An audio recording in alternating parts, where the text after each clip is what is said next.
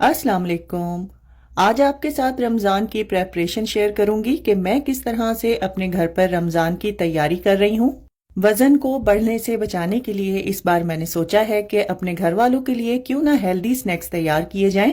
Healthy होने के साथ साथ ये तमाम स्नैक्स मैंने बहुत ही लो बजट में तैयार किए हैं और आपके साथ भी मैं वो टिप्स शेयर करूंगी जिससे आप लोग भी बहुत कम खर्चे में बहुत ज़्यादा चीज़ें बना सकते हैं। ज़ोहर की नमाज पढ़ने के बाद मैं किचन में चली गई थी और जो सब्जियां मैंने कट करनी थी सबसे पहले मैंने उनको वॉश किया और तमाम सब्जियों को अच्छी तरह से ड्राई करने के बाद मैंने सब्जियों की कटिंग स्टार्ट कर दी थी। मैंने रमज़ान की तैयारी 3 से 4 दिनों में की थी, जिसमें मैंने एक दिन ग्रोसरी की थी और उसी सेम दिन मैंने तमाम सब्जियों की कटिंग भी कर ली थी। जो जो चीज़ें मुझे बनानी थी मैंने उनकी तैयारी पहले से ही कर ली थी। मैं हमेशा स्नैक्स को फ्रीज करने से पहले उनको जिप लॉक बैग पे पहले से ही लेबल कर लेती हूँ, ताकि बाकी के घर के अफराद भी इन स्नैक्स को आसानी से फ्रीजर में से ढूंढ सकें। हमारे हर देसी खाने में लहसुन अदरक का इस्तेमाल तो ज़रूर किया जाता है और इस बार मैंने पहली बार सोचा क्यों ना मैं भी लहसुन अदरक को स्टोर करूं। तो जितना मुझे लहसुन अदरक चाहिए था वो मैंने चॉपर में डाला, इसमें पानी और तेल डाला। तेल डालने से लहसुन अदरक का जो कलर होता है यानी रंगत होती है वो ख़राब नहीं होती।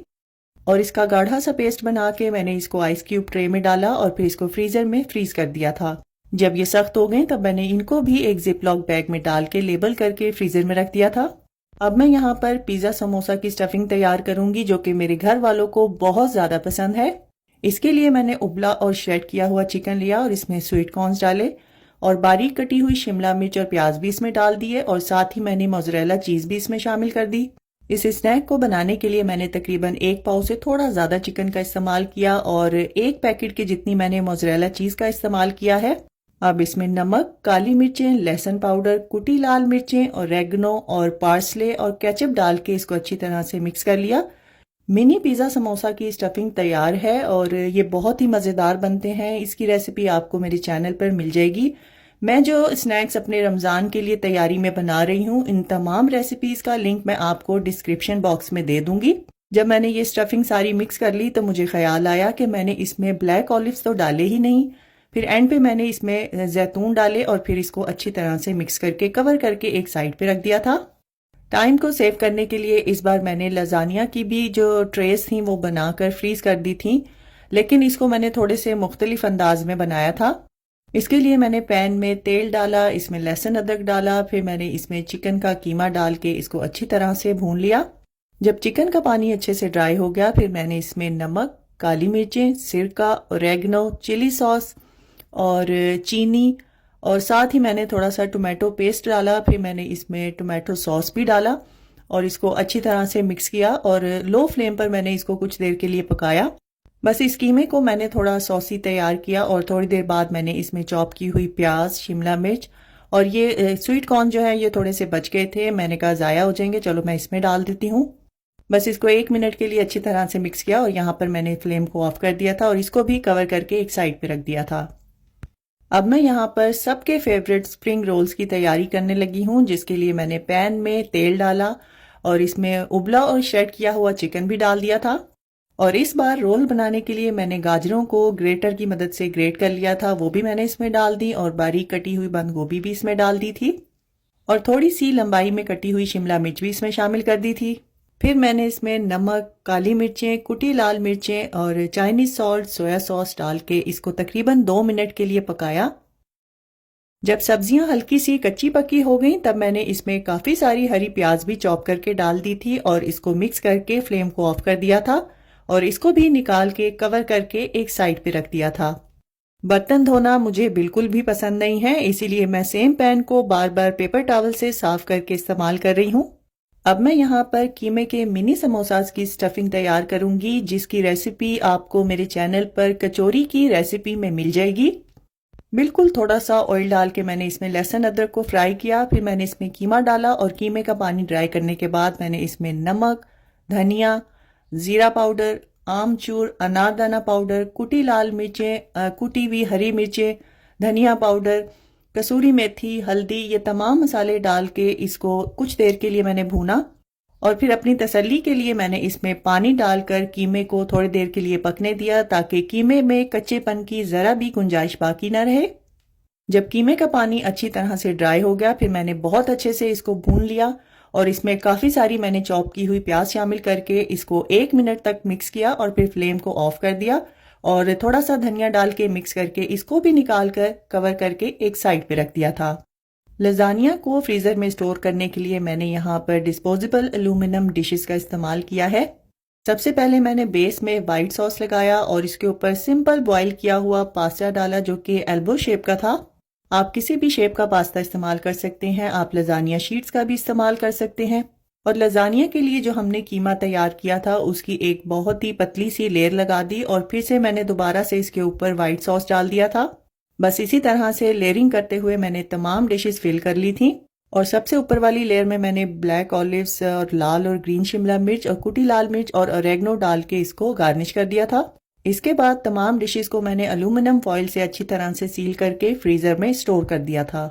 इस परफेक्ट और मज़ेदार चिकन लजानिया की रेसिपी का लिंक भी मैं आपको डिस्क्रिप्शन बॉक्स में दे दूंगी।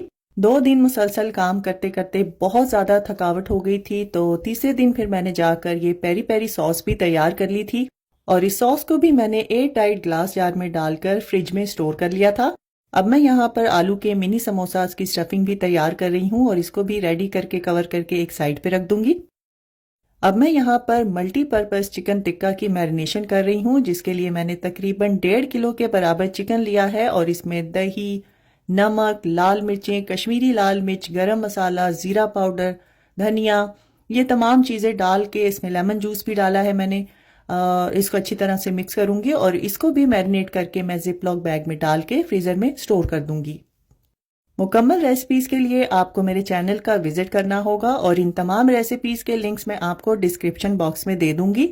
अब चटपटी और मल्टीपर्पज़ चटनियाँ भी तैयार कर लेते हैं, जिसके लिए धनिया को मैंने पहले रफली चॉप कर लिया था और पुदीने की पत्तियाँ भी तोड़ ली थी।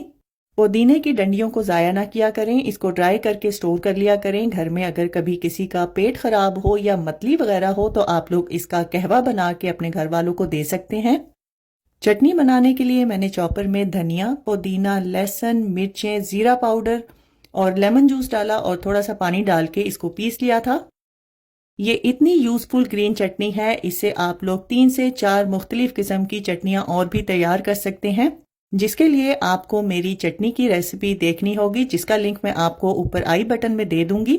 अब इसमें से आधी से ज़्यादा चटनी मैं आइस क्यूब ट्रे में डालकर फ्रीज़र में फ्रीज़ कर दूंगी और बाकी की बची हुई ग्रीन चटनी को मैं मल्टीपर्पज़ यानी बारबेक्यू चटनी में इस्तेमाल करूंगी।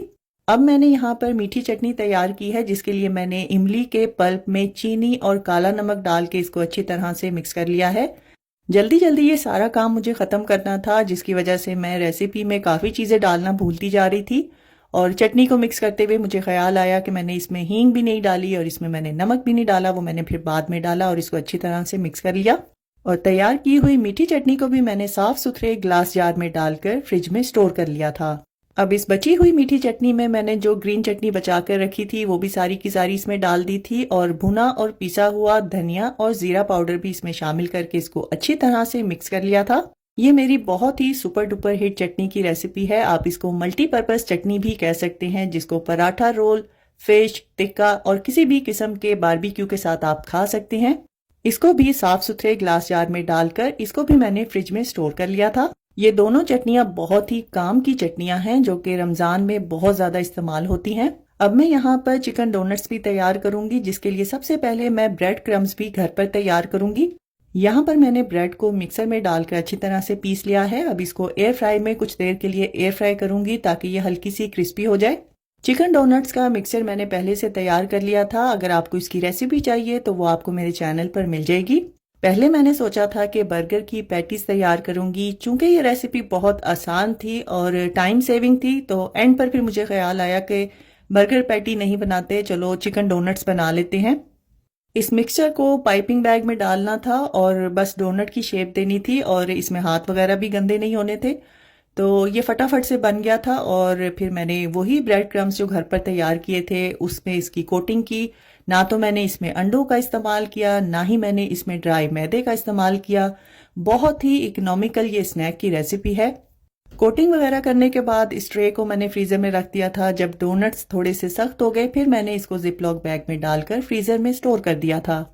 बहुत ही थका देने वाला दिन था और इस टाइम मैं बहुत ज़्यादा थक चुकी थी। फिर समोसा और रोल्स की फोल्डिंग के लिए मेरी बेटियों ने मेरी हेल्प की, जिसकी वजह से हम लोगों ने झटपट से ये सारे के सारे स्नैक्स तैयार कर लिए थे। इस बार मैंने मिनी समोसास को भी स्प्रिंग रोल शीट्स के साथ तैयार किया था। पहले मैंने स्प्रिंग रोल शीट्स को 3 इक्वल हिस्सों में कट कर लिया था और बिल्कुल सिंगल लेयर में मैंने इन समोसों को तैयार किया था, क्योंकि ये सारे के सारे स्नैक्स मैंने इस बार एयर फ्राई में ही तैयार करने थे। पतली लेयर होने की वजह से ये एयर फ्राई में भी बहुत जल्दी बनकर तैयार हो जाएंगे। और इस तरह से बहुत कम खर्च में मैंने मिनी समोसास को भी रेडी किया है।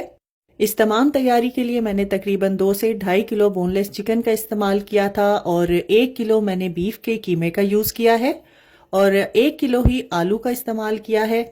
4 पैकेट स्प्रिंग रोल शीट्स के इस्तेमाल किए हैं और आधा किलो के बराबर मैंने इमली का इस्तेमाल किया है। 5 हरे धनिए के बंच और 3 पुदीने के बंच यूज हुए हैं। शामी कबाब और नॉन फ्राइड दही भल्ले मैंने कुछ दिन पहले बनाकर फ्रीजर में स्टोर कर लिए थे। अब आप लोग खुद से अंदाजा लगा सकते हैं कि कितने कम खर्च में मैंने ढेर सारे स्नैक्स रमजान के लिए तैयार किए हैं। जितने भी स्नैक्स मैंने बनाकर स्टोर किए हैं, ये तमाम स्नैक्स एयर फ्रायर में भी आसानी से बन सकते हैं और मैं भी इनको एयर फ्रायर में ही बनाती हूँ। इस तरह करने से आप लोग कम मेहनत और कम खर्चे में हेल्दी फूड अपने घर वालों को खिला सकते हैं और इस तरह से आप लोग अपनी इबादत में अच्छी तरह से फोकस भी कर सकते हैं। आखिर में तमाम उम्मते मुस्लिमा के लिए एक छोटा सा पैगाम कि रमज़ान में आप लोग अपने दस्तरखानों पर इतनी रौनक लगाते हैं, खुदारा जो तबका आपसे गरीब है या जो ये सारी चीज़ें अफोर्ड नहीं कर सकता, उन लोगों का भी ख़ास तौर पर ख्याल रखें और ज़्यादा से ज़्यादा ऐसे लोगों की मदद करें ताकि अल्लाह ताला आपके रिज़्क, सेहत और उम्र में इजाफा करें। आने वाला रमज़ान आप सब के लिए मुबारक हो और मेरी तरफ से एडवांस में आप सबको रमज़ान की बहुत ज़्यादा मुबारक हो। इस रमज़ान में आप लोगों ने मुझे अपनी दुआओं में ज़रूर याद रखना है और अपना ढेर सारा ख्याल रखिएगा। अल्लाह हाफिज़।